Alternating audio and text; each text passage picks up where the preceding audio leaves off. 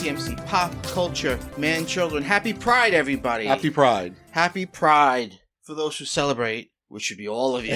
Yeah, everyone. I would hope. I would hope so. Happy Pride, Anthony. Happy Pride, Mike. I have to share with the audience something adorable that I just saw, which is we're recording in our parents' house because this is where I live because I'm living at the end of capitalism. And you walked in and you saw a plate of chocolate and you said to no one but yourself, "Don't mind if I do." Yeah. So I've been on some "don't mind if I do" type shit for a while. It's just become like a thing I say when I see something delectable. Don't mind if I do. Don't mind if I do. And I do a little thing with my fingers Yes, too. you did do a little thing. But this is exactly correct. I mean, a plate of candy out in the open is an offer. Oh, it is. For sure. It is. I mean, you used it correctly. Yes, and I shout out to our mom who always keeps a nice candy bowl by the front door. Yeah. It's classy and it's correct. It is. It is. It's just being a good neighbor, citizen. One of my favorite jokes in a movie that's much maligned is in Ted 2. There's that running joke of they keep going to offices and there's candy. And Mark Wahlberg will be like, "Is this for everybody?" And they're like, "Oh no, that shouldn't be out." Yeah. And then he looks like sad.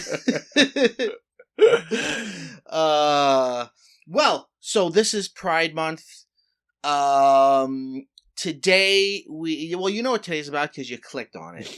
Today we are talking about our favorite queer texts. Now I want to talk about our journey to this topic. Sure. Like how we got here. Yeah. Because there was, I feel like more than usual, we had some clarifying questions for each other. Yes, right. Yes. Well. So how did you think of it when you were compiling your list? Tell me about your journey. And I'll tell you about mine. I thought about texts. All right. So I'd say we have 5 each. 4 out of the 5 I picked have explicitly queer characters. But that's not what I thought about. I didn't think about stories about queer people. I thought about texts that mean something to queer people. So, like, for instance, this is not on my list, but I thought about, like, Valley of the Dolls. Okay, so that's so funny. I thought about that, too. So I wrestled with this a bit because I was like, am I picking things that are important to queer people? And then I'll have a list, like you just said, that's like Valley of the Dolls, The Wizard of Oz. Right. Or am I picking things that have explicitly queer characters? And then I kind of landed there. And then I also did a little bit of struggling where I was evaluating, like, I'd have the instinct or the urge to put something on the list and then be like, is this really a favorite of mine? Or do I just think it's important? Right. And so then I tried to filter out, like, there are so many things that are important, but I don't know if I would consider them a favorite. Yeah. Because, all right, so we should say I'm cisgendered, heteronormative, or heterosexual, I should say, guy. You are a cisgendered gay guy. Yes. Is that correct to say? That is correct. So that was another question I had, I should say. I said, can I do this? Do you think it's appropriate for me? I mean, I once taught a class on race, gender, and sexuality in the media. Yeah. And I felt uncomfortable doing that, too. I taught an African-American literature course once. Yeah. And I approached it by just opening up the class by being like, hey, so I know I'm white. You might have noticed. Yeah. I'm white. So I asked you, the first thing I asked you, which is, do you think you can do it with me? Do you think I can do it? And I, who speak for all queer people, said, no. You're fine, Mike. You don't speak for all queer people. No, I just said, you're an ally. You're in the community. You're the A. And yes, I am. I thought the A was asexual. I think it's asexual or ally. Oh, okay. So I guess I should say I'm coming to it more intellectually. But anyway, going to back to the other question, the history of queer media, right? Media is not aimed at queer audiences, so it becomes about how you read it.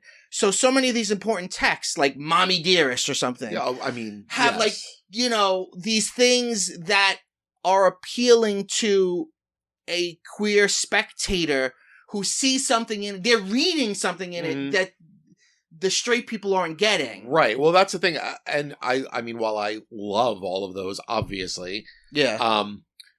for some reason, I felt like I didn't want to end up with just a list of like 5 really campy things. Sure. Sure. And that, for better or worse, I mean, that might make my list super boring. I'll also say that I try to avoid tokenism as much as possible. Sure, yeah. So my list might be based on who I am, be very much like pretty white and male centric. And I apologize for that. That makes me a Looking bad at my person. list, there's a lot of G in my list. Yeah, I have a lot of G. I've only got one thing that's sort of T or non-binary.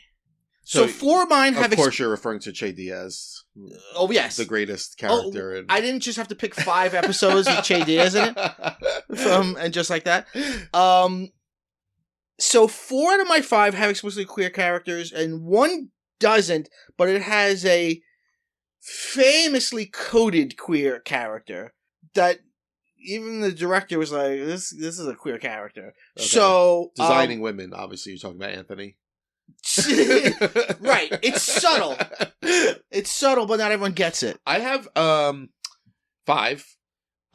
Mine. So 4 of the 5 have explicitly queer characters. 1 of them doesn't have characters.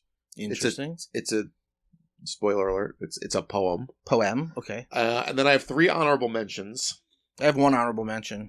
So, all right, let's begin. Who wants to go first? We have 5 each, and that equals 10. I'll go first. Should I do? So I have more honorable mentions. Should I just like knock them out? No, do them before number 1. Oh, is that how you do it? Okay. That's how everyone and us have always done it. Listen, is it too early for you? It's very early. It is 9:48 in the morning on a Saturday. On a Saturday, which makes it earlier. Yeah, may as well be fucking dawn. My number 5 is Cabaret, the musical. Okay. How familiar are you with Cabaret? So you say the musical? I say, but I count the movie, even though the movie has some major changes from the Broadway musical. I count them all as a piece. Well, I saw it with you. Yes, with me. So that was the first time I saw it. We saw it in the early 2000s. Molly Ringwald was Sally Bowles. Sally. I bought those tickets on a gay whim because I watched that movie. So here's the lore. Went to see Chicago as a young gay teen, closeted gay teen. Yeah. Life-changing. Sure. So then I was like, I must, like all other straight boys that are 17. Yeah. I must look into Fosse's entire catalog. I mean, every boy. Doesn't every teenage boy have a Fosse phase? So I was deep in my Fosse phase, and I remember it was around Christmas break. And back then, for the young folks listening, the Gen Zers, you used to get gift cards to Best Buy for Christmas and go and buy DVDs. So I bought... You wouldn't buy washing machines. I'd buy a DVD. Well, now they're into DVDs again. Are they? Well, it's like the way people are into vinyl. Yeah. So I went and I bought a digital video disc of a little film called Cabaret. And I watched it, and I immediately was struck by it.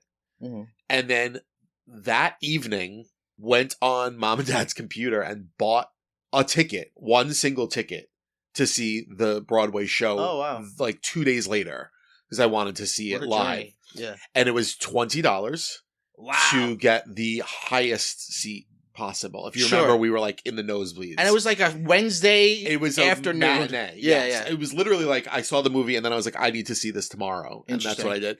And then I told Mom and Dad, or I told Mom, and Mom was like, you're not going to the city by yourself to see a play. We'll get a ticket for Mikey and Mikey will go with you. So you and I went together. We took the express bus. Yeah. Oh wow. God, it was that long ago. I thought we were in college. No, I was in high school. I was in college. That's why I wasn't allowed to go to the city by myself. Wow. And we went and we saw it, and I remember both of us really liking it. Yeah, I like it a lot. I like the music. I don't love the movie. Oh, I love the movie. I don't. I like Liza. I don't. I think it's Liza's best performance. I don't love. Is Michael York? Is that? Yes, Michael York. I don't know. There's something about the movie. The show, at least, the show is more fun. It's like more of a party. I don't know. There's something about the movie. Well, the first act. I know it gets. I don't know. Something about the movie I don't like. When was the last time you saw it? And I found myself completely intrigued by, Liza's dead tooth. So I kept in every scene I was like, I was like, all I was looking at was her tooth. Stop. Her dark tooth. I'm sure she's had it fixed, many, many moons ago. I'm obsessed with the.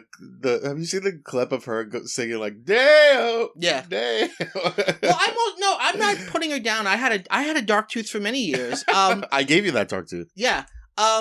No, I mean, I prefer. I have this obsession with teeth in general, and I feel like you look at old movies, and part of the realism is teeth, whereas now everybody has these veneers. Fucking awful, and they're all awful. What's funny is but yet you're mocking her dead tooth. I'm not mocking it. I'm just saying I was obsessed with it. You should be the person to say like, "Oh, I miss the way people used to look with their real teeth." I am saying like that. Ben Affleck's horrible. I am real saying teeth. that. I'm just saying when I saw it, I was all I was looking at.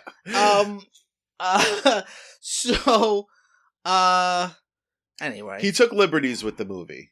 Yeah, I don't love the movie, but I like the music, and I like, The music it's just banger after banger. Yeah. And an explicitly queer character based on Christopher Isherwood, who wrote the book that it's based on. Is he less queer in the movie? He is...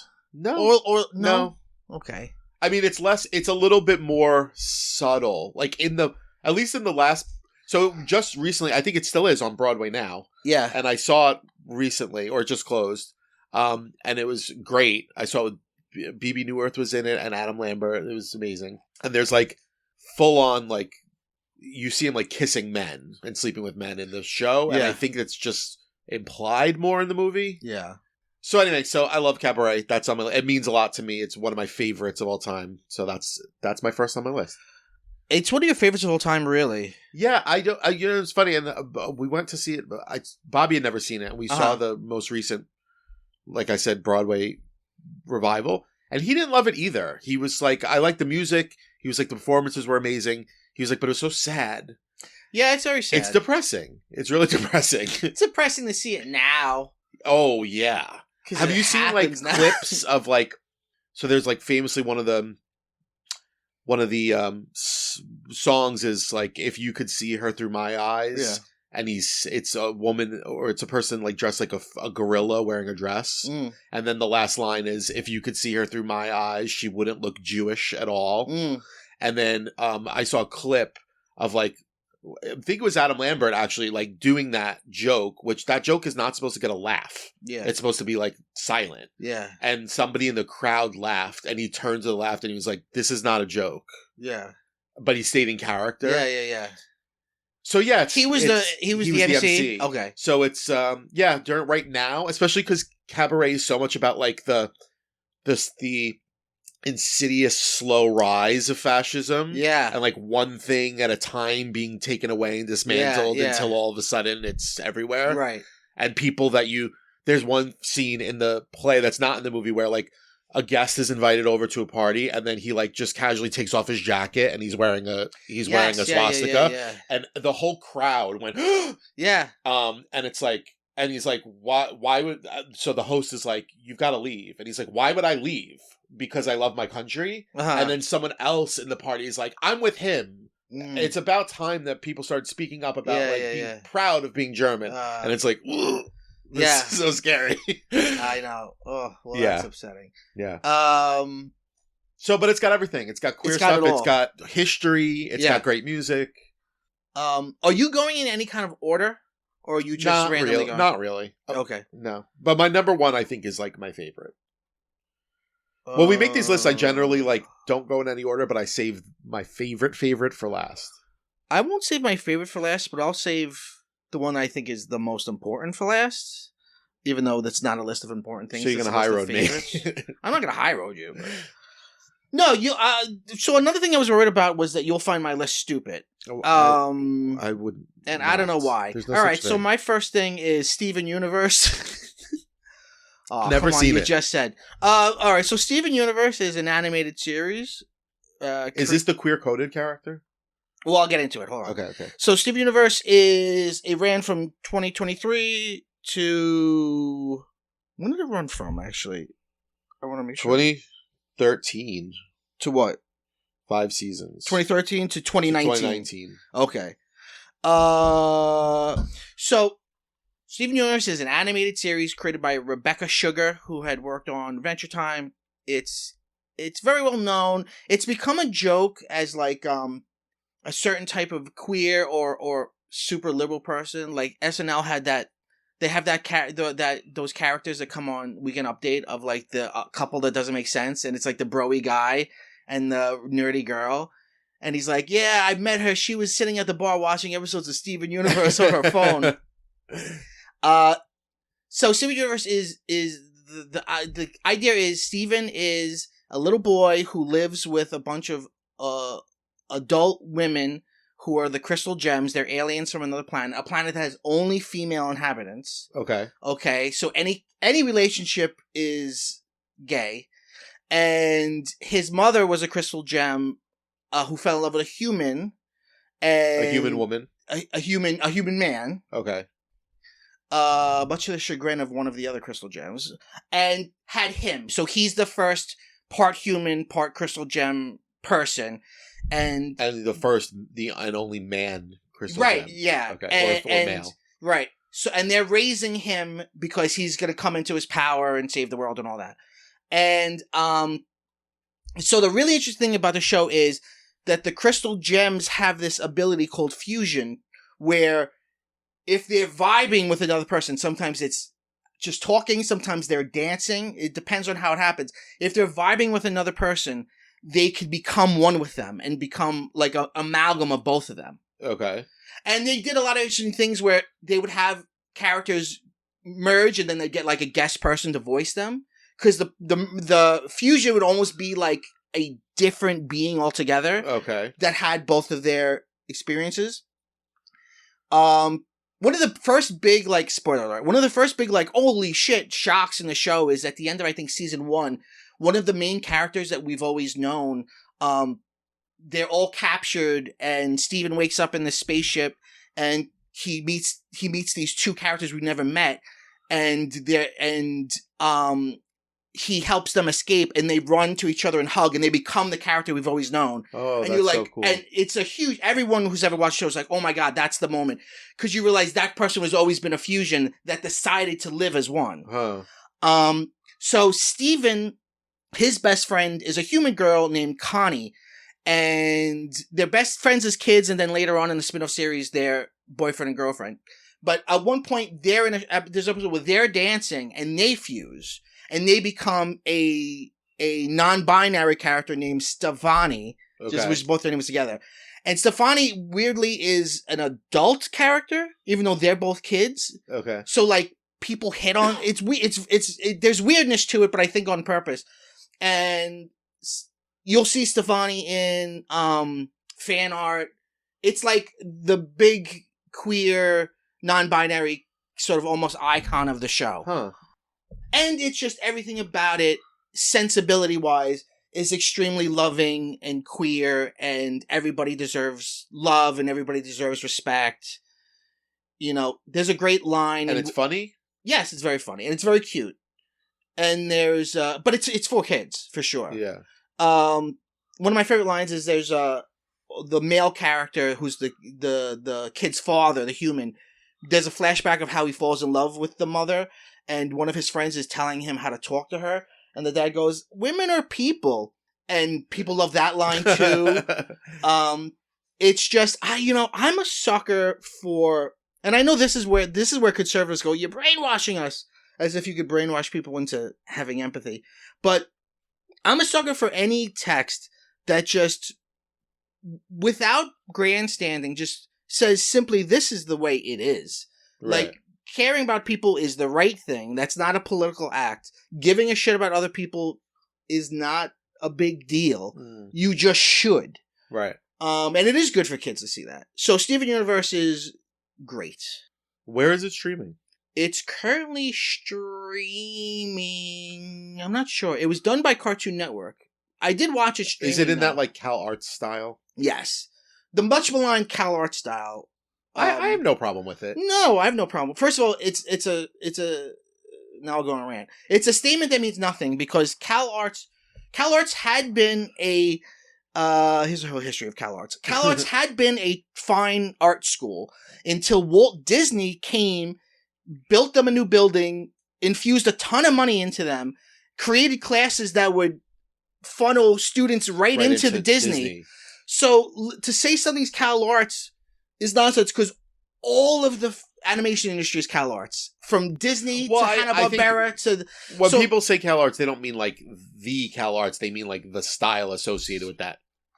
But I'm saying that makes no sense because that style is from Cal Arts people in the early 2000s, but also so is every single other style. Yeah.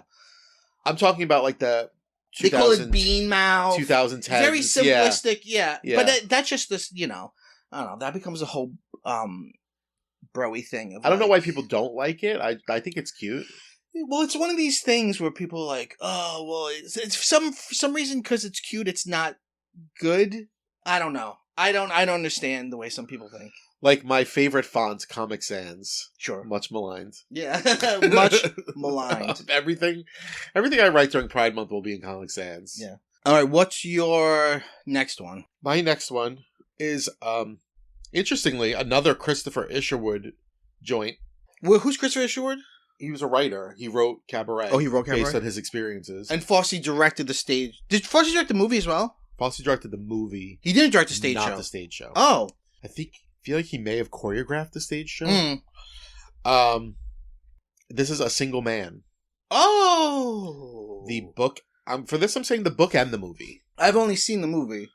What's the movie? Tom Ford? Tom Ford's directorial debut. And he's like a designer. He's a fashion guy.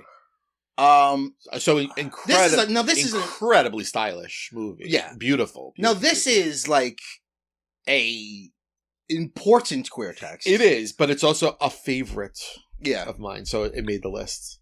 So why? Well, I think a lot of favorites have to do with when you first encountered them. Of course. So I feel like I was something about the fact that I was a new teacher when this movie came out.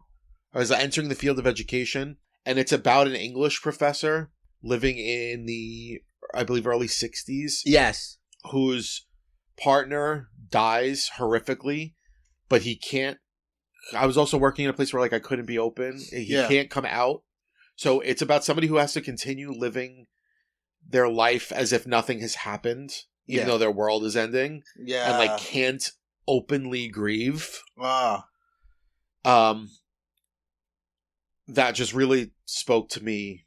Right. And I the book was really great, and I think the movie is just so captivating. Do you think it's a seminal text in terms of the closeted experience? Yes. So I think that's what I'm getting at. And the fact that the title is A Single Man, the world reads him as just a bachelor.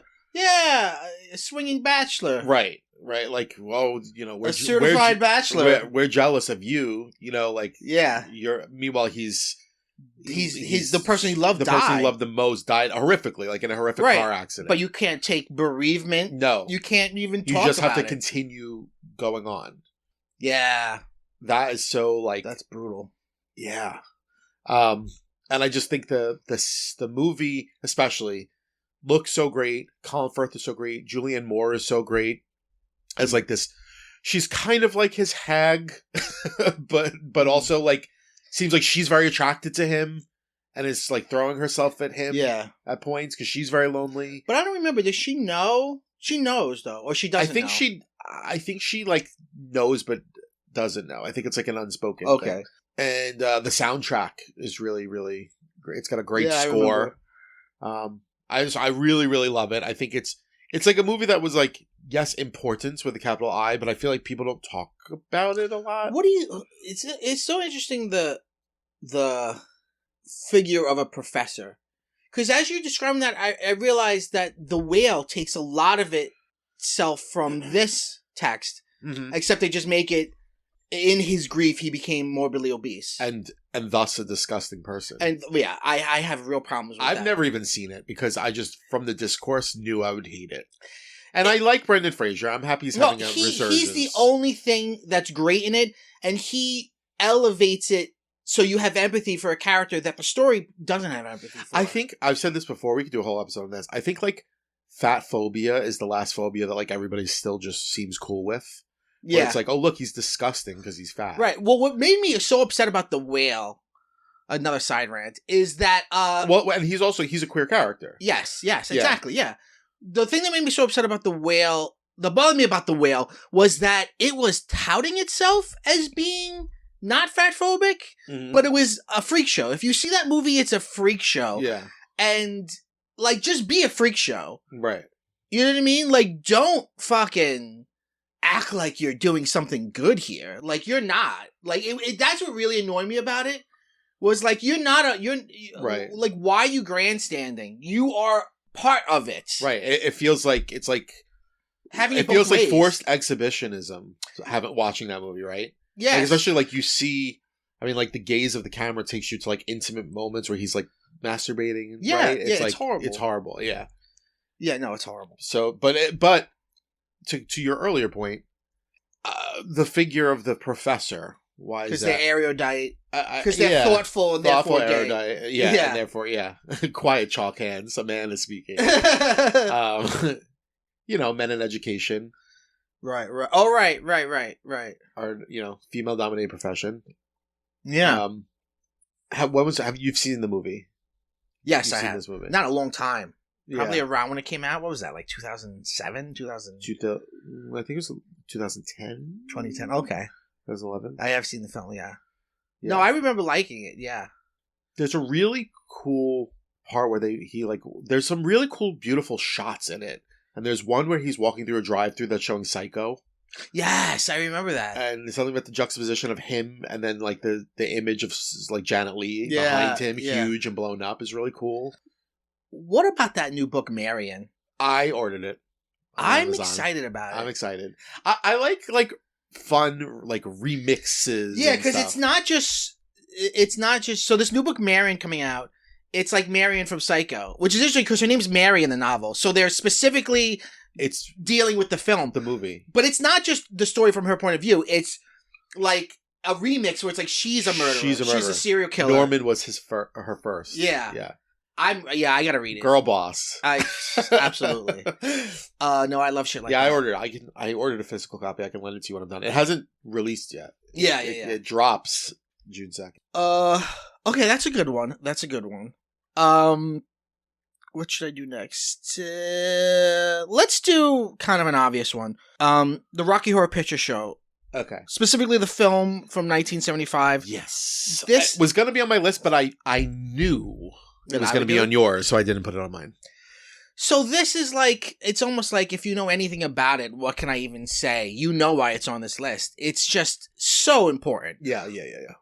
And so important to fandom and so important to cosplay and so important to, you know, I mean, the mantra of don't dream it, be it Mm-hmm. is like something people tattoo on their fucking faces. Like, Yeah. like it helped just generations of people be like, yeah, it's fine. You know what I mean?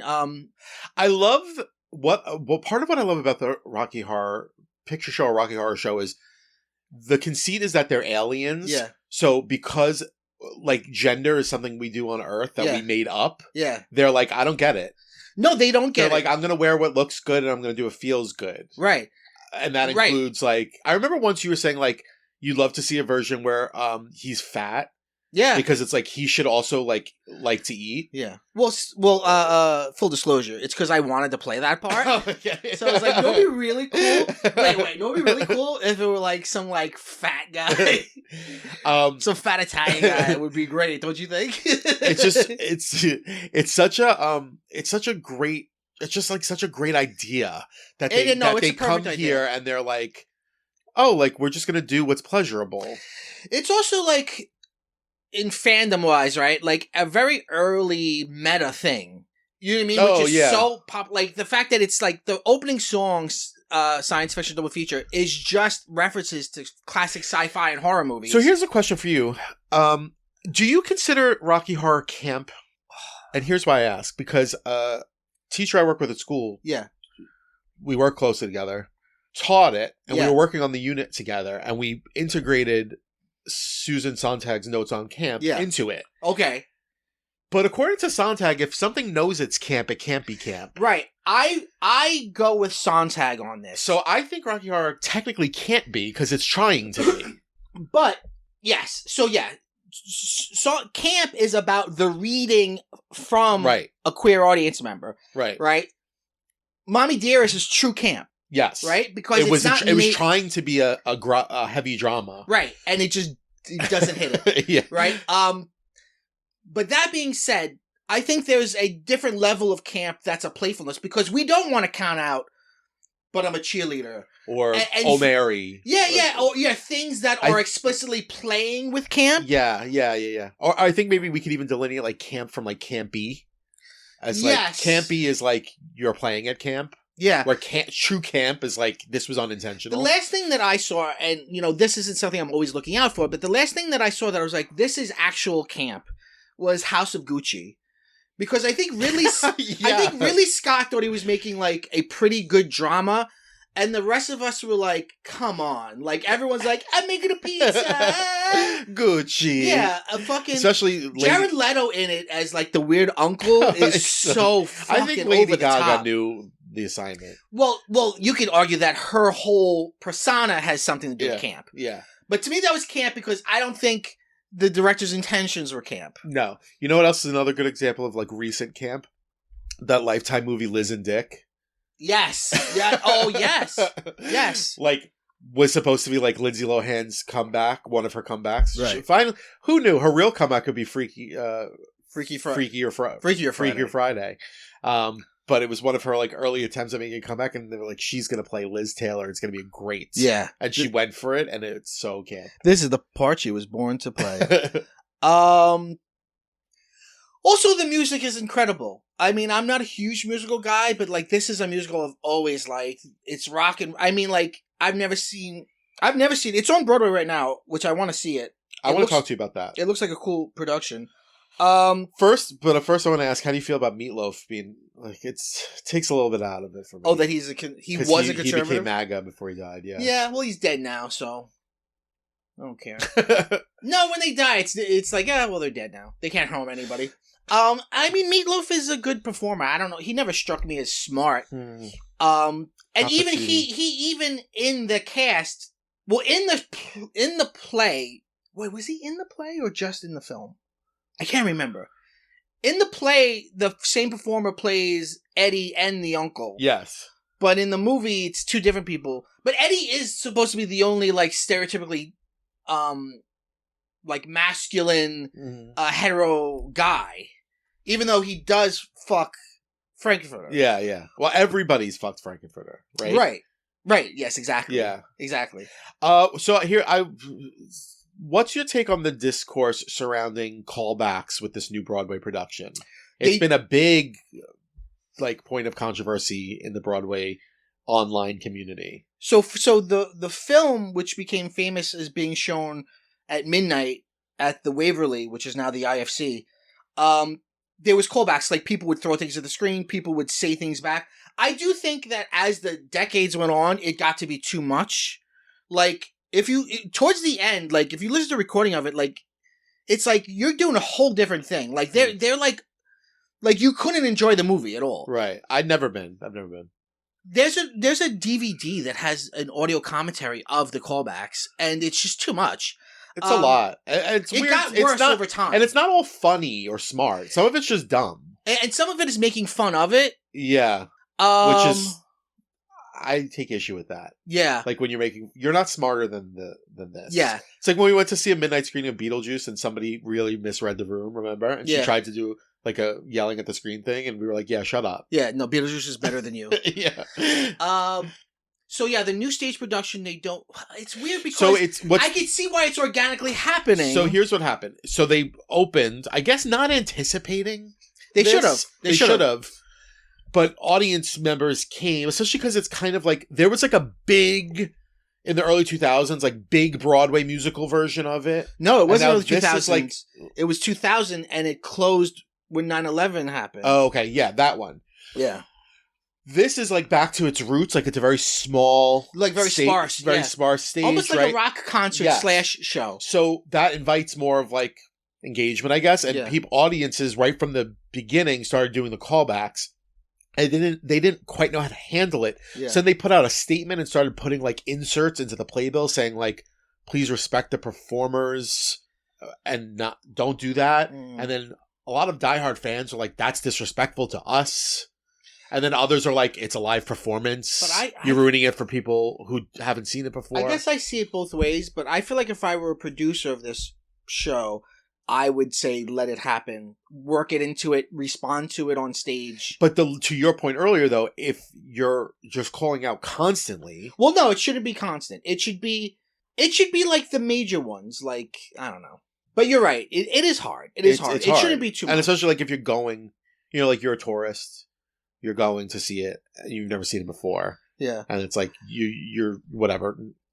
Yeah. Not, like, you're Brad and Janet sitting in the audience. Like, what's happening here? Yeah. Yes, that's true. You're Brad and Janet. Yeah, there are Brad and Janets that go see this. So, I think it's interesting. Some people seem really mad about it.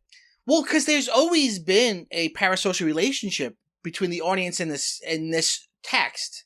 Although there weren't call-outs, I believe, in the original show. No, that came from the midnight showings. Yeah, it came from the film. So I don't know.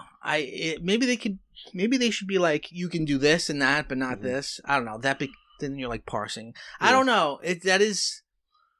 I could see it every which way. But I do want to see that show. Yeah, I've also heard the reviews I feel like from people have been real bipolar. Like people either say it's amazing or like it was horrible.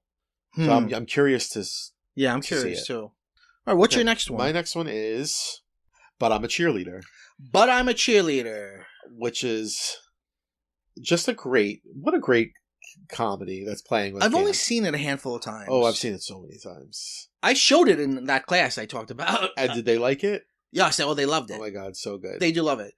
You know who's so underrated in that movie? Michelle Williams. Oh, yeah. Who shows up and is like, you're a lesbian. I feel like that was the first time we all met the not in drag RuPaul. Yes. Which is what a choice. Yeah. To have him play that character. Yeah. Yeah. So it's, for those who haven't seen, it's about a conversion camp. Which is like, somehow still a thing. Also a camp movie about a camp. Come on. Chef's Kiss. Come on. Which is still a thing, but it's like the most extreme, ridiculous version of it. Which, I mean, it is ridiculous. Yeah. And like all the girls have to wear pink, all the boys have to wear blue. Yeah. And the main character is played by Natasha Lyonne. Natasha Lyonne. Incredible. Incomparable Natasha Lyonne. Who discovers that she has that great line where she's like, I'm a homosexual. Yeah. Right. The butt of the cheerleader comes from her. From her, but she's like, but I'm a cheerleader. How could I be gay? I'm a cheerleader. Right. And then she starts a relationship with a character played by Claire Duvall, I believe. Yeah, yeah. And then it's just so fun. Kathy Moriarty is one of the she's coaches. So good. When she's coaching the boys on how to have sex, she's like, get in there. Finish. You don't care about what she wants. And her son is there, and he's like super hot. And obviously so much of the fun is like that it's obviously not working. Of course, right. So like her son is like the groundskeeper, and he's like super jacked and hot. Like all the boys are always staring at him. Yeah. He's like showing them like how to work out at one point, and they're all like sweating and passing out. She's like inherently camp, Kathy Moriarty. Oh like, yeah, what a great villain she is in Casper. Absolutely. Casper is a tour de force for her. I like that. What I always really appreciate about But I'm a Cheerleader, again, watching it as a teenager who is still closeted, is that it has a happy ending. I don't remember the ending. What's the They ending? end up together, and they all just like leave the camp. Okay. And and Kathy Moriarty gets her comeuppance. Oh boy, conversion camps is a crazy. Oh thing. my god! Have you ever seen? I'm sure you have. It's old school viral. But like that clip of like that young pastor who's like, "I'm not gay no more. I don't like mans no more." Oh my god! You ever see that? No, is it real? Yes, it Oh is. God! You know what's funny about that? All those people end up Right, having of sex course. with men again, or Right. women. Well, it's basic. There's no there isn't a such thing as conversion. All it could do is go, all right. So you're going to make the choice to not have any sexuality. So it's crazy. But hey, they're allowed. That was upheld by the Supreme Court. They're still legal. Of course. Well, the Supreme Court is supreme. Yeah. You've only seen it a handful of times, huh? Mm-hmm. Mm-hmm. Oh man, it was like one of those. It's like a cable movie. Yeah, for sure. It was on all the time. On a lot, and a banging soundtrack. Yes. What year is that? Hold on. I feel like it's like 99. Mm-hmm. 99. Yes. 99. Nice. Directed by Jamie Babbitt. Oh, Clea. Sorry, I said Claire Duvall. Clea Duvall. Mm-hmm. Queer icon. Clea Duvall. Nice. Did you ever watch Veep? No. She's on Veep as is she? She's part of her security detail, but then she ends up marrying her daughter. That's fun. It's fun. Natasha Lyonne what a career she's had. Can you believe she was in American Pie? Yes. The most aggressively straight movie ever. Yeah. But even that gave us the term MILF. Yes. Oh my god. And even in that movie though, she plays like the woke character. Yes. Yeah. Michelle Williams is in it as her like cheer friend. Well, Michelle Williams is low key like one of the best actresses ever. Oh my god, she's amazing. And every couple of years, people will see her and be like, "God, you guys know she's like the best ever," and then forget it again. I just recently read something where I think it was Stephen Colbert. Somebody was like they interviewed her and they were like, "I've never been more enamored with a person really than I was with Michelle Williams." She does seem enchanting. Yeah. God, it's so good. And it's a cult classic. Yeah. Which is also queer. Yes, right, of course. I think I'm going to change my order a little bit because I do want my last one to be my most favorite. Oh, this is interesting. Hold on. I just learned this. It was originally rated NC-17. Babbitt made cuts to allow it to be rated as R. I bet it wasn't even that bad. Yeah, she said when interviewed in the documentary film, this film is not yet rated. She criticized the MPAA for discriminating against films with homosexual content. Right. Something that if it were straight, they would let, but if it's gay, somehow it's inherently more offensive. I remember that. There's also something about cult. I said cult classics are inherently queer. There are also like a lot of them are not well reviewed at first. Sure. Which I guess leads into cult classics. And this it's funny. I was gonna say the movie has a John Waters. You could tell John Waters is an influence on it. And it says here it was conservative critics compared it unfavorably to the films of John Waters and criticized the colorful production design. Oh my god! They're like about this, not getting it. Hey, this guy, I know. Like those weren't like contemporary critics like not sold on The Wizard of Oz either when it first came out. No, it's ridiculous. There's nothing more hilarious than that shit. Yeah. Especially, do you ever go back and like read reviews from people you respect who gave bad reviews to good things? Sure, yeah. Like Ebert. Yeah, I love Ebert, but I also love slasher movies, and he hated slasher movies. Yeah, both of them did. He was of the opinion they both were of like that violent films are not good. Yeah. But they both liked. Well, Ebert liked Scream 1, Siskel didn't, but they both liked Scream 2. Anyway, no, I love them, but they were wrong about things. Yeah. They were way too moralizing. Well, again, I think the cult classic thing is again, it's about the reader, right? It's like for something to become a cult classic, it means those few people that are reading it in this one particular positive way, they have to find each other, and that's why like something like Rocky Horror, why these people are mad that they're not allowed to shout back because it's like this is our thing. Yeah, we have been here longer than you. Right. I'm assuming if they're really old school fans. Mm-hmm. All right, let me do All right, so like I said, I'm changing my order because I wanted to leave the important one for last, but I'll just do the important one now because I want the last one to be my most favoritist. Can I guess what your important one's going to be? Is it Brokeback? No, sorry, it's not. It's not on my list. Ooh. Homophobe. I'm sorry.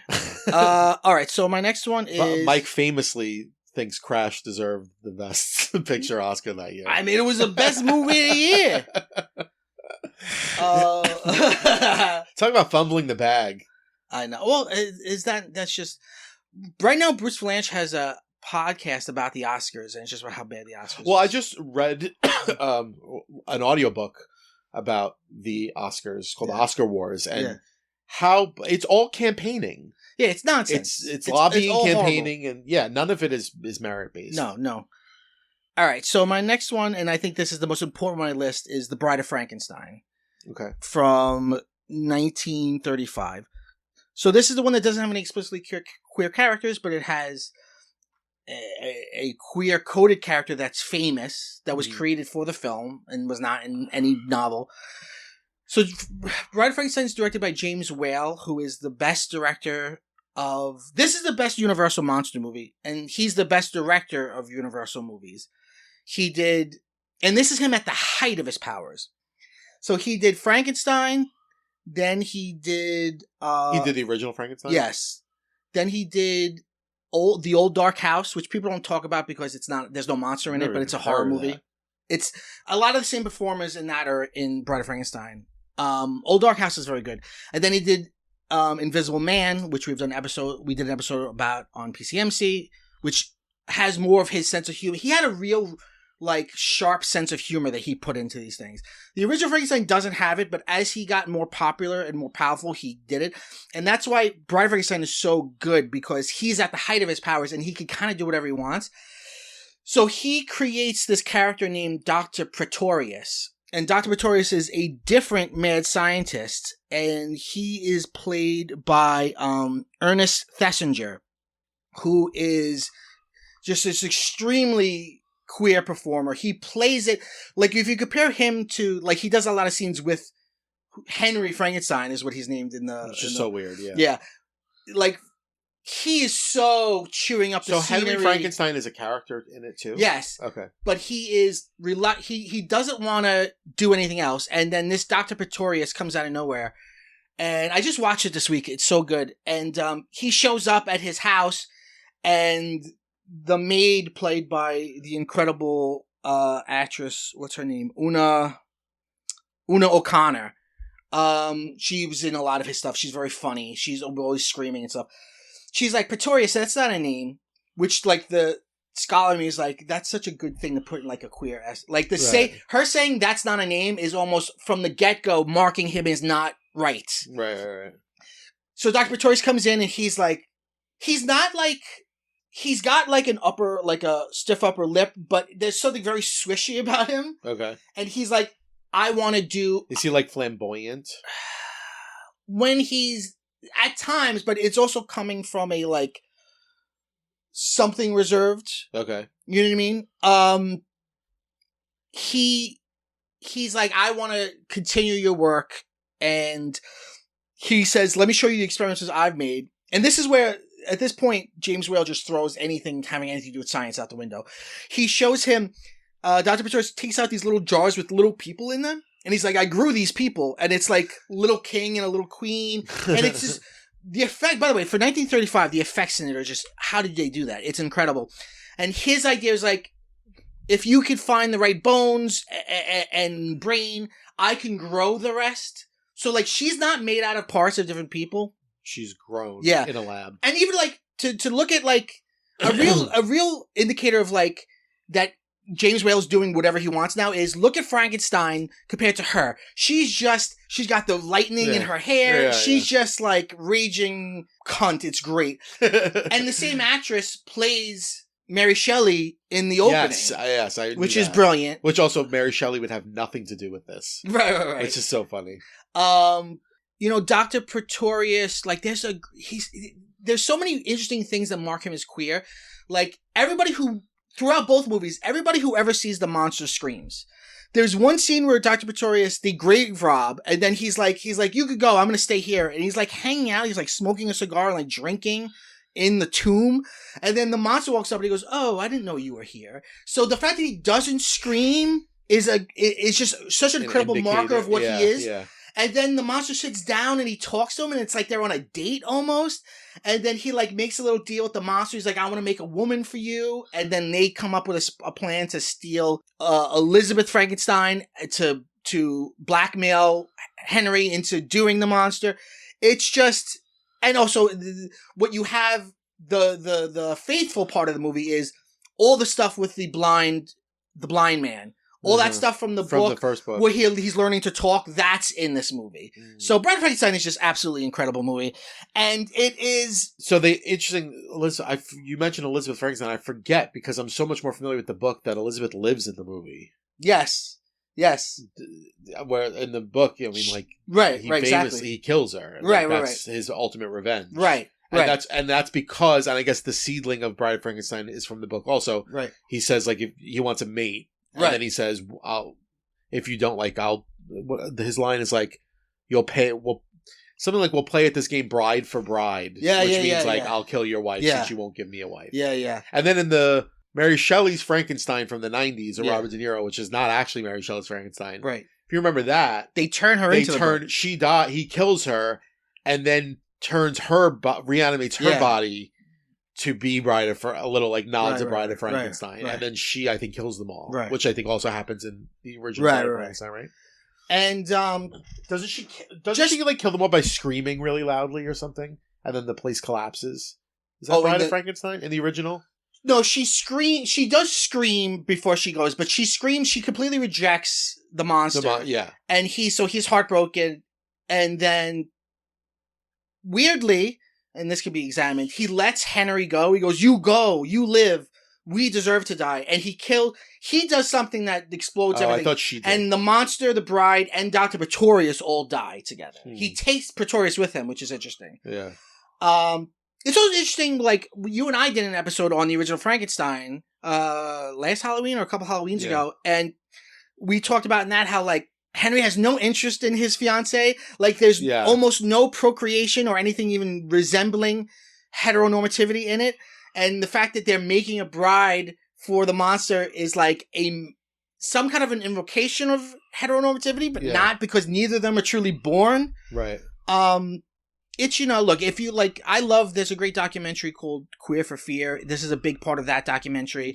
This will always come up on lists. He's a very important queer filmmaker. He was openly gay in Hollywood at that time, which was like probably the only industry that you could be openly gay. He said of this movie, there's a lot of us in it. So it's it's a classic. It's great. It's incredible. I've never seen it entirely. It's fairly short. All the Universal Monster movies the original fairly short. Frankenstein movie is like 70 minutes. It's amazing just to watch. Dr. Pretorius is the best part. And that actor is also in Old Dark House. Which is like a weird, it's kind of like, it's almost Poe-ish. It's like a weird how, like somebody like, it's kind of like the beginning of Rocky Horror. Like this couple, they go into this house and it's like this weird family. And you're like, what's going on here? And he's like, I think the patriarch of the family. Yeah. It's incredible. It's really good. All right. My next one, surprise, surprise, is another musical. What do you think I'm going to say? Oh, I feel on the spot. Chicago? No. Is that explicitly gay characters in it? Yes. Rent? Yes. Okay. It's a little musical called Rent. Ever heard of it? Now, I've seen the Broadway show once when it was still on in its original iteration. Mm-hmm. I've seen the movie many, many, many times. And a lot of people don't love the movie. But you know what? I do. Really? They don't? Yeah, no. The movie famously like got most of the original cast. Except for like one, except right? for one, yeah. One or two. And there was a lot of criticism that they were too old by that point to be playing the ages of the characters. But I think the movie's great. I mean, talk about like it's called like a generation defining Broadway show. Stephanie, who was on PCM a few episodes ago, she was on the what was it, Film School Memories episode. Every time you say that, I think you're going to say Film School Rejects. Isn't that a thing? I don't know. But she was a true redhead. Like before the movie, like Yes. the original production saw it. I don't know how many times. Like really saw it over and over and over again. Like she was one of those people. She was there. Yeah. She was there She for was it. there, baby. She was there in the room. Sometimes I go on a wild hair and I Google things and I just send it in the chat. And do you remember recently I went on this, like, down this rabbit hole of Broadway TV commercials? Oh, yeah. And I was like, remember this banger from the 90s? And it was the Rent commercial. Oh, It was on all the time. And then it'd be like, call Telecharge now. call God. television. Tonight, great. you and I will tell the audience. Tonight, you and I are going to the Winter Garden Theater now and forever Yes. to see Death of a Salesman. With queer icon Nathan Lane and Laurie Metcalf. So, but no, my brain went there because of Winter Garden, the cat commercial, Oh my forever. God. Now and forever. Yeah, and it was there for like a million The years. Winter Garden is one of those theaters that I'm listening to a book about Broadway. I'm reading a book about Broadway right now. Winter Garden Theater is like one of those houses that's just like They do things for a long time. In the recent years has become like known as like a house of longevity because they Right, had Mamma Cats Mia for a million years and then Mamma Mia for a million years right after. Yeah. But lately, no, like because Beetlejuice was there in its Nothing's first hit run. yet. Yeah. This is not going to go forever, and I think Music Man was there too. Yeah, it was. and that wasn't a long run. Yeah. But yeah, tradition. Like when you think of him, you think of Cats and Mamma Mia, Yeah. which was forever. For both of them were on for a really long time. I love the music of Rent is great. It's a little bit melodramatic, of course. But I love the idea of, for those who haven't seen it, it's Yeah. like an updating of La Boheme, Yeah, but on the Lower East Side, and the plague du jour is Yeah. HIV and AIDS. yeah, I'm going to say this also. yes. My top two both have HIV and AIDS okay. as part of them, and I was like, oh, My list is more being, fun. Am I being too depressing? No, I think it's a different experience. Like my Yeah. list is all is Yeah, much I more know. fun. Like I've got more cartoons So coming much up. of this, I know. I'm really just. No, I mean, depressing but everyone. whatever, man. It's just this is what it is. I also I don't have it on here, but I also really love the Normal Heart. I mean, these things are important. Oh, okay. The Normal Heart, the Larry Kramer. Yeah, I almost put and then I was like, dude, this Angels is really in a America? favorite. Yeah, I was like, is this really a favorite of mine? I taught Angels in America once. I don't know what I was thinking. I tried to teach it to high schoolers. Oh God. I have to say they liked it. Do I think they totally got it? Yeah. No. But I think that they enjoyed it. But then once we got to the point where I was like, okay, now they were like, that's the end. I was like, of part one. They were like, what's What? happening? They were like, oh, like Harry Potter. It's I a had to do 2-part play. so much context building. Like I had to be like, Did you this tell is them- Ronald Reagan. This is Nancy Reagan. Oh, right. You got to set This is the the whole AIDS scene crisis. Well, and then what I ended up doing, because it's a more accessible play, was the next year I taught the same unit with the same context supplements, but with the Normal Heart instead of Angels in America. Okay. Did And you it worked tell them better. that Roy Cohn was Trump's? They were fucking mind blown. that- Why is that and not all we're talking about all the time? that he was Trump's mentor? That he was Trump's mentor. And I mean, and famously Trump is a known pedophile. Why aren't we talking about that all the time? And famously said, I'm not gay, I just fuck guys. yeah. And Trump's like, I'm not a pedophile. I just fuck Yeah, children. Yeah. I mean, and Roy Cohn's a character in the play. It's so That scene groundbreaking. with the doctor is incredible. Where the doctor's like, "You have AIDS." He's like, "Nah, I don't have AIDS. Yeah. Gay people have AIDS. Yeah. and I'm and not gay." I'm not gay. Right. That's fucking Trump's mentor. Yeah. That evil fuck. And he was much smarter than Trump. Trump's evil, but not that smart. Yeah. Where Cohn was very smart.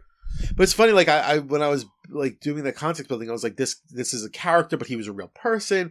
And then I was like, and it's not mentioned in the play, but he was the mentor of Donald Trump. And they were like, oh my fucking God. This villain in this villain play? in this play, yeah. That's amazing. But go back to- anyway, Rent. This is the first time I saw it was I saw the movie before I saw the play. And I don't know, it became an obsession of mine for like a year or more. I was just listening to the soundtrack constantly. Is it the soundtrack that does on it? my Because I feel like iPod. people, rent heads, or have it's something obsessive about it. Yeah, and I think obviously a huge part of it is the music. Sure. It's also like the message. I don't Mm. know, like forget regret. Yeah. No day but today. today. I had a friend who was with me on this obsession who got No Day But Today tattooed on her She either got No Day But Today or No Forget Regret, one of them, Okay. in like the Rent font. Rent it's also just so, it's funny. The movie sets it in the 80s, which is, I guess, when it's supposed to take place, but the show itself is just so fucking 90s. Oh, yeah. Right. Yeah. I think like the post, like as millennials, we who grew up in New York, we were part of that like safe sex post-age generation. Yeah. Which kids now are not. Mm. And that was, I don't know, it was just like part of just like the fabric of our lives. Yeah. At that during that time. Yeah. No. Yeah. You're right. Especially because we were growing up in it. I don't know if there's a point there, but it's just, it speaks to me. AIDS is still an extreme problem, but somehow it's not at the forefront of our consciousness the way it was even in the 90s. Because we haven't managed here in the United States. It's really, right, it's a huge problem elsewhere still. Yeah, you're right. Yeah. Where like campaigns to like educational campaigns to try and prevent it have not been as successful as they were here.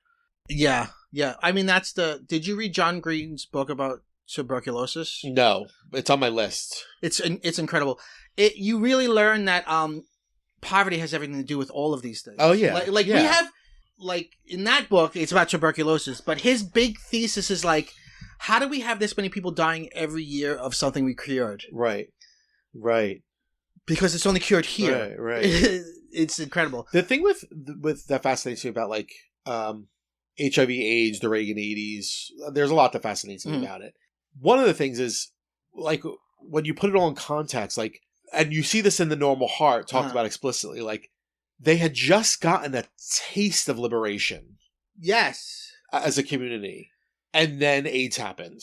And so it's like, it was like just like a little bit of acceptance, and then all of a sudden, now you're associated with this deathly plague. Right. Which is called originally GRID, gay-related immunodeficiency. Yeah. Which is like, this is a disease that kills gay people. Didn't they also call it gay cancer at some point? Not like officially, but like, yeah. Yeah. And like, then like in Normal Heart, he's like, you know, we came out and we, you know, Stonewall happened and we got the world to look at us, and now they're going to come for us. They're going to put us in camps. Like, they're going to quarantine us. It's just so, like, the timing could not be worse, I think. My favorite line in Normal Heart is when he's talking to the mayor's aide, and he's like, what do we got to do to get him to read this? Staple it to some twink's cock? Yeah. And then the guy goes, like, the mayor is not heterosexual. And they're like, oh, come on. I guess this should be Rent/Normal Heart, because for me, they're together. Sure. But Rent is the one that was like my first love. Normal Heart's it's a play. It's just a great play, yeah. Yeah. Ed Koch, what a. Listen, he had his good qualities, but the fact that I was going to say the fact that he was just closeted forever, but who am I to judge? So was Paul Rubens. Yes, he was. Yeah. I think Paul Rubens is like, I can't do anything related to children and be openly gay. Yeah. I mean, he was already persecuted enough. Yeah. I think on suspicion of him being gay. Right. Well, there was like, they would conflate the idea of gayness and queerness with pedophilia. They still do. Yeah, they still do. Yeah. All right. Do you have any more on that? No. No. All right. So, my next one. Me and Anthony, we ordered Masters of the Universe donuts from Krispy Kreme. And that's apropos because my next one is She-Ra and the Princesses of Power. We got to talk about how gay He-Man is. He-Man's pretty gay. I think in some ways He-Man influenced Robert Smiley's ambiguously gay duo. Oh, yeah. I mean, people even making jokes in and Batman and Robin, too. Yes. People even making jokes in the trailer for the new movie. Skeletor says, you have the power, but you don't know how to use it. And then He-Man goes, oh, I know how to use it. Yeah. So it's gay. Well, I sent you, just like a couple days ago, like gay social media is going nuts over like the actor. And there's a part where he looks down at his abs. Yeah. And then the caption was like, this film is about to spark so many gay awakenings. Right.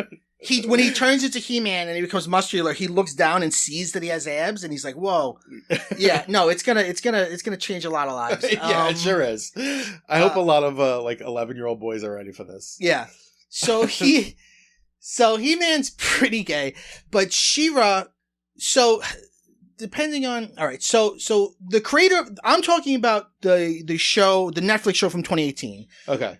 Not the property writ large. Yes, and not the original show. Although the creator of the 2018 She-Ra will say that they believe there was queerness baked into the original show that they were just exploiting more.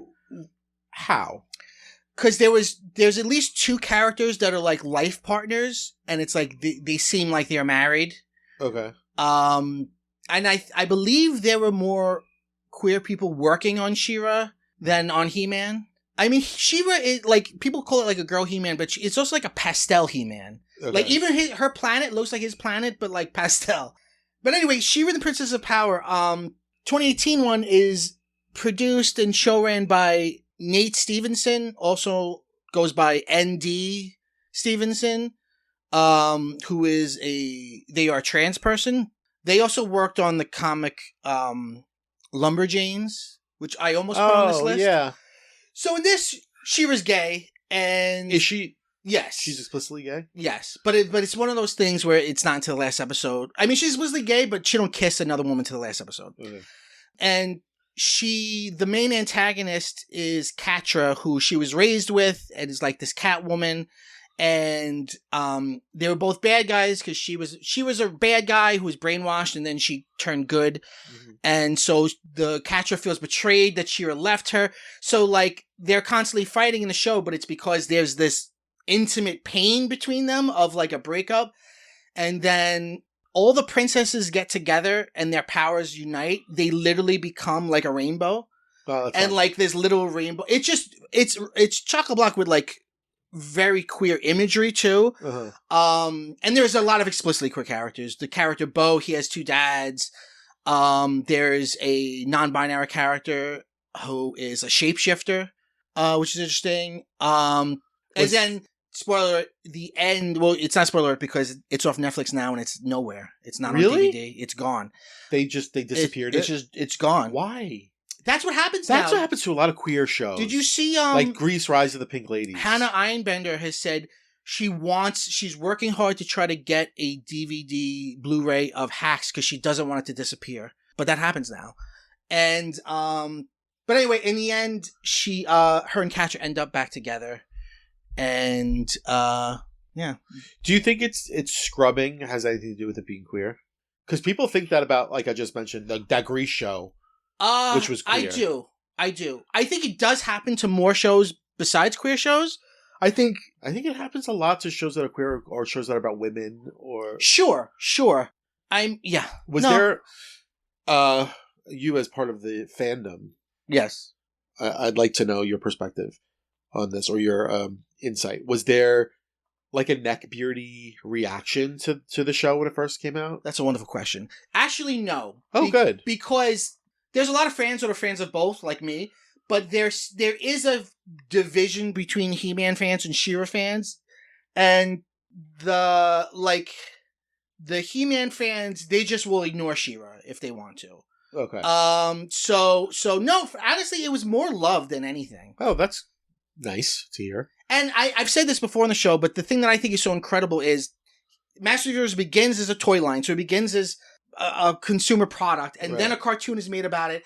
And He-Man is all about gender binary and gender conformity. His name is literally He-Man. Yeah. But then She-Ra, and then so go all these years later, now this She-Ra show only had 2 figures ever made for it. They're behind you. Mm-hmm. Okay? And so it wasn't about making toys, and it's so incredibly progressive in terms of it's amazing to see it go from its origins to where it ended up. Any explanation as to why he's He-Man but she's She-Ra instead of she-her or she-woman?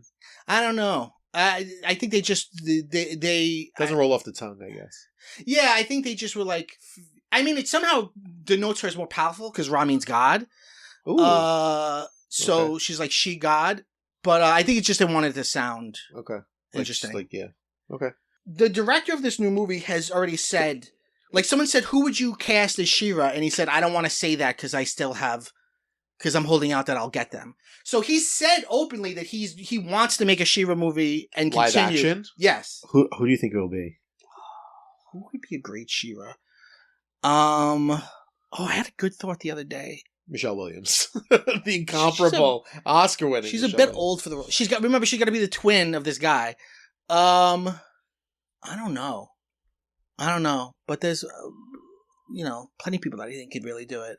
And they will. If this movie's successful at all, they'll do it. Ugh. I just Googled to see what AI slop has to say about this. I Googled who should play She-Ra, and it says, for live action Oh, I know who it is. She-Ra, fans and critics frequently point to action-proven stars like Florence Pugh, okay, She's or good. Sydney Sweeney. Yeah, I just remembered that. She's not. I'll riot. I loved Immaculate. I think here's what I'm going to say about Sydney Sweeney. I actually think she's a good actress, despite being a despicable person, it seems. But no, I don't think she's right for this. No, I don't want her as She-Ra. Other popular choices among fan castings include Margot Robbie. Too old. I mean, she'd be incredible. No, I'm sorry. I'm just. She's too old. You heard it here first. Oh my God, no. It's because He-Man's twins. I'm kidding. He's twins. And they're supposed to be like 20, right? Yeah. Anya Taylor-Joy. Oh, she would be great. Or Freya Allen. I don't know who that is. I don't know who that is either. They'll do it. If this movie... I will say that the animation, she looks like Margot Robbie. Yeah, for sure. Like a lot. Well, some people, you know what, now you're reminding me, some neckbeards were mad because if you look at the way she looks in the new show, which is, again, behind you, it's less like showing her boobs. She has flatter... She has a more... androgynous look. Okay. And people were like mad, and then everyone else was like, I'm sorry you can't jerk off to She-Ra anymore. You watch the old stuff. Yeah. Okay. Yeah. So I guess I'll do my honorable mentions. I kind of want to fly through these because there's not much to say, which is why they're honorable mentions. Sure. But these are just things that I really loved. The Hours. Sure. I know, like prestige drama, but I really liked it. Giovanni's Room by James Baldwin. Yeah. Never read it. Oh God, so good. I put Brokeback Mountain here. Mm-hmm. I considered putting it on my list, but then I was like, am I putting this on the list because it's important or because it's my favorite? And the thing is, it's like not one of my favorite movies. It's hard to watch. It's so hard to watch, but it's incredible. Yeah. And I also love how defensive Heath Ledger was of it. Like the Oscars wanted him and Jake Gyllenhaal to make a joke about it, and he was like, absolutely not. Yeah. We will not be making any jokes about this movie. But my number one is a poem called Heartbeats by a poet named Melvin Dixon. Okay, tell me. It's kind of short. Should I just... go ahead and read it. Okay, I'm going to read it. I'm going to not do this any justice. Sure. But I want to share it with you. This is a poem I've taught many times as part of that unit I was talking about before.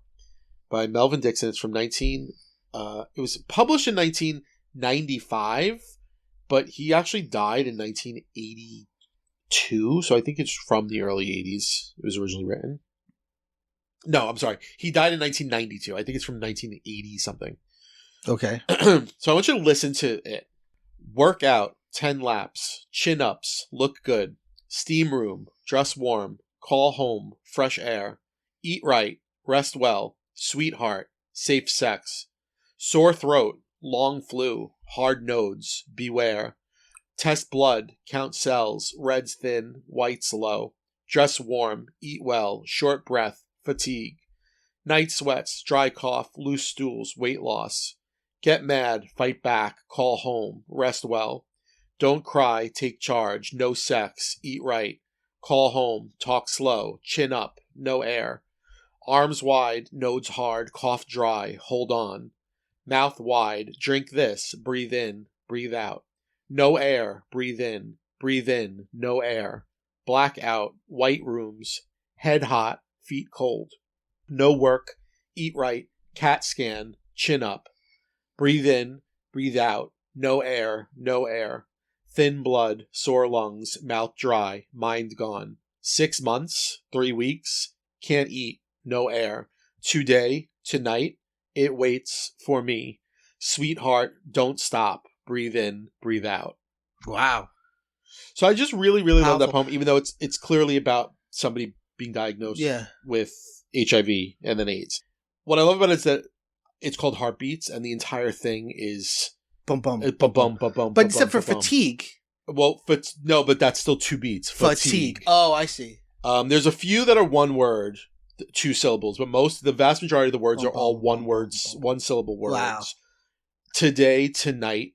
Yes, It- yes. And I really, the part that I love about this poem is like early on, he's in perfect health. He's like going to the gym. Yeah. And then it's sweetheart. And then at the end, it's sweetheart, don't stop. So it's sweetheart, don't stop, like sex. Yeah. And at the end, sweetheart, don't stop. Ah. Like, don't stop beating. Wow. It's, again, super fucking depressing. But it's amazing. I think it's so amazing. What economy in telling a narrative Right? of that size. Right. It tells a whole, you get a picture of this guy, like Right. his entire life and this trajectory from health to death, Wow. or like right on the precipice of death. Did the poet die of Yeah, AIDS? he died of AIDS. Yeah, Wow. and I Have you ever I heard put the that as theory my that- sorry. I'm sorry. I didn't mean No, to I was gonna interrupt say I you. put that as my number one because I just truly like treasure it. Like I love that poem. I think it's my favorite poem. God, my list is so dour. I'm so sorry, everybody. No, it's what a fine. depressing fucking list. Happy Pride, everybody. Happy Pride. It's part of Pride. It's part of Pride. It is. Listen, Pride was a riot. It started as a riot. It's a power movement. Never forget that. That's right. Fuck you, Target. Yeah. So let's go with your number one, which is surely to be like a This is- Mickey Mouse episode. this is gonna be- a stark. It's gonna be a huge- What a turn this is about to be. Yeah. It's huge 180. Well, I have one honorable mention, which is Nightmare on Elm Street 2. Yeah, that's a great one. Neither of us have John Waters on our list. And I have to say, Yeah. for me, it's because I'm a bit of a John Waters poser. I've read his books. I watch every interview of his. Oh, I've the seen- fact that you've read his books makes him. Nobody's read his books. Oh, okay. But I haven't seen all of his films. Like, I've never seen Pink Flamingos. You've never seen? Yeah, Pink I Flamingos? know. Watch I've it. seen a lot of his films, not all of them. Watch it like today. Yeah. So, but none of us have him on the list. That feels wrong. I feel like a poser because I think my favorite John Waters is Serial Mom, yeah, probably which is me like too. latter John Waters, but Right. The early stuff is the real the insane stuff. real gritty shit. Yeah. I've seen Multiple Maniacs, which is Okay. someone gets fucked with a rosary they filmed it inside of a church. Perfect. Have Have you seen the original Hairspray with Ricky Lake? yes. I love that too. That's great. Yeah. So my number one is a Doctor Who episode. Very close to Mickey Mouse. So this is an episode named Rogue. It aired in Pride. It aired June 6, 2024, 2 years ago. But it's colloquially known as the Bridgerton episode. Okay. The Doctor, who at this point is played by Shuchi Gatwa, Mhm. who was the first Black Doctor. Oh, is he he was a Ken, right? In Barbie? Yes, he was one of the Kens. So the Doctor played by Shuchi Gatwa, and his Is he sorry? Are we still in his reign, or has he moved on now? No, he's moved on now. He had 2 seasons, Hmm. but it might be over now or taking a long Oh, break. really? Yeah, this was all on Disney Plus too, which is interesting. So Shuchi Gatwa was the first Black Doctor, but also like he's the first like queer Doctor, Mhm. which is like the kind of like Trojan horse of it all. Because Was she not the woman, not queer? Or queer coded? the companion, Yeah. No. The woman, the female doctor. she was queer coded. Yeah. Yeah. She fell in love with a female. Yeah. He's the only Doctor who like changes his clothes every episode. Okay. You know, he is very openly. There's no real coding in a way. Right. And this is the first episode where the Doctor kisses another man, not as some kind of joke, like a real romantic kiss. So the Doctor and his companion Ruby go to where is it? They go to 1813, and it's because she's a fan of, they quote Bridgerton in it. She's a fan of Bridgerton. So he brings her to 1813, so they go to like a ball, Okay. and they're dressed up nice, and they're dancing, and she's like loving it. And it's like Bridgerton in the fact that like there are people, all sorts of people of color in roles they wouldn't be in. They're playing modern songs Okay. in the orchestra. And the Doctor meets a character named Rogue, who's a bounty hunter played by Jonathan Groff. And from the get-go, and the Jonathan Groff originally thinks the doctor's the bad guy he's looking for, so he arrests him. But like, there's constant flirting. It's very, very cute. It's very funny. They're constantly flirting with each other. The doctor sort of it kind of marks him right away because he takes him to his ship, and the doctor's like, "Let's see what you're listening to," because he has the sonic screwdriver that can do anything. Yeah. So he's like, "Let's listen," and he's listening to Kylie Minogue. And he's like, oh, this is, and he's like, turn that off, and he keeps putting it back on and dancing to it. And then he realizes that the doctor is not the bad guy, and then they're working together, and they realize that the villains are these aliens that take other people's bodies, and they realize what they're doing is they're cosplaying. The aliens also have probably seen Bridgerton. Oh. And so they are playing at it too. That's fun. So he's like, all right, so what they like is drama. We have to make drama. So Jonathan Groff and the doctor dance together. So two men dancing, and everybody's like, whoa, whoa, whoa. And then the doctor like makes a scene. He's like, how dare you, sir? How dare you tell me you love me, whatever. And then Jonathan Groff gets down on his knees and like gives him a ring, like proposes to him, and like making this big, so because he knows then they'll leave, and then the monsters will want to take them, and then they can get them. And they have a real kiss, like a real romantic, sweet kiss, which is incredible for Doctor Who. Right. I mean, think about old British people, Yeah. like watching this on a Sunday afternoon and being like, "What now?" I mean, for the first episode with this doctor, he's wearing a dress. I have a friend, sorry, this is really funny. But you said what now? But my friend just told me the other day that her dad, when he hasn't heard something, he goes, "Shot who?" What now? Sorry. Yeah, the first time the first scene of this doctor's first episode, he's wearing a dress. Mm-hmm. So he'll wear anything too. Okay. And it's just so you can make the argument that all modern Doctor Who is queer and campy. The modern Doctor Who was brought back and produced and show ran by Russell T Davies, who created Queer as Folk, and has a very gay sensibility, and he made the show much more liberal. And again, like when you get to be at the height of your powers, his Disney, it's so weird confluence of things, because the show with the female doctor like didn't get a lot of ratings, so they were like, let's bring back this guy who was really popular. You can do whatever you want. And then Disney comes in and like, here's a ton of money. We want Doctor Who. So you've got Disney, which is Disney, right? Right. And then you've got him, who's got nothing to lose at this point. He did Doctor Who for 10 years, then went on. Yeah. But he's like, okay, I'll come back. You just let me do whatever I want. And they're like, yeah, sure. And so he makes his comeback season really isn't like his earlier stuff. It's way more campy, way more surreal. The stories are much less like action-y. This Doctor is just so openly queer. And Disney did not get what they thought they paid for. It did 2 seasons, and then Disney ended the deal. So now it's sort of up in the air as whether we'll go back to BBC, whether BBC wants to stop it now, because there was a 14-year break between the original series and the revival.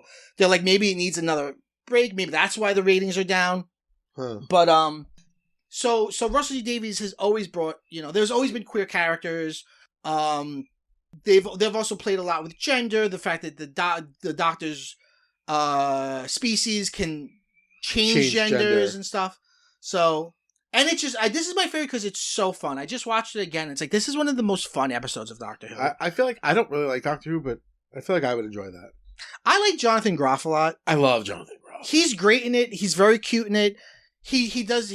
I wish they had done more with him. They kind of end him in that. This happens a lot if the Doctor has a love interest where, like, it just ends with that. Like, at the end, there's a trap and the companion's in it and the Doctor's crying. This Doctor cried in every episode. Huh.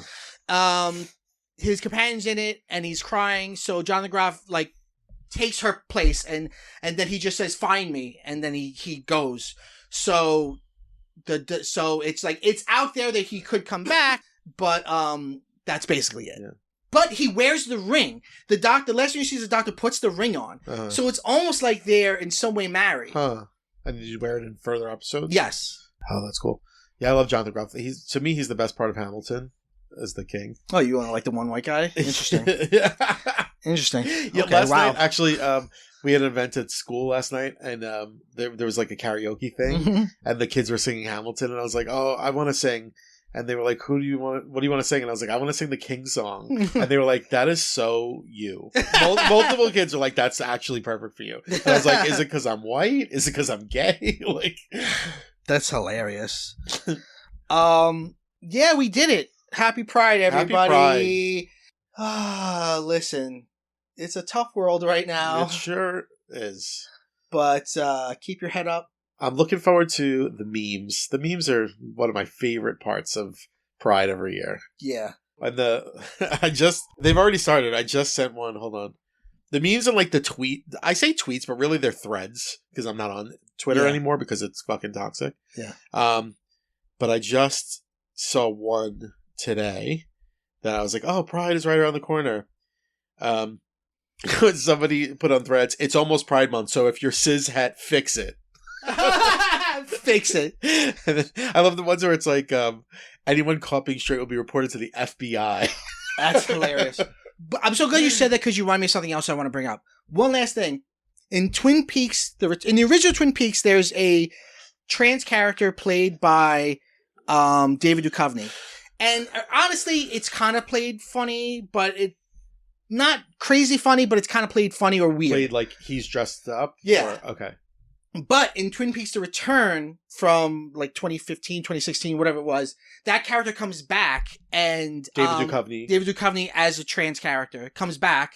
So he's M to F, so he's dressed. Yeah. So and he shares a scene with David Lynch. David Lynch is in it as a character. He's always been in it. Yeah, yeah. As the FBI agent. And he has this line where he's talking about him and he's like, when I met you, you're a wild young thing. And those other agents, those clown comics, I told them, fix your hearts or die. So Fix Your Hearts or Die has become a meme. It's on t-shirts and stuff. It's attributed to Lynch, which why not? He actually wrote it. Yeah. So Fix Your Hearts or Die. There you go. There you go. We end every episode by saying, go bye-bye.